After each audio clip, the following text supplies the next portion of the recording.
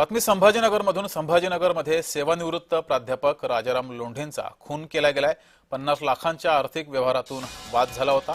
प्राध्यापकाचा खून करून दृश्यम चित्रपटासारखा बनाव रचला गेला।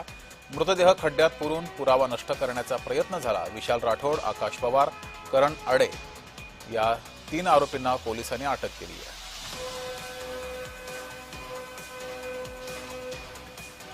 दोन दिवसापूर्वी त्यांच्या बंधूंनी माझी देखील भेट घेतलेली होती आणि त्याच्या अनुषंगाने काही महत्त्वाचे कॉन्ट्रडिक्शन आणि डेव्हलपमेंट झालेले होते, ज्याच्यामध्ये आम्ही गुन्हा दाखल केला 14 तारखेला, ज्याच्यामध्ये किडनॅपिंगचा गुन्हा दाखल करून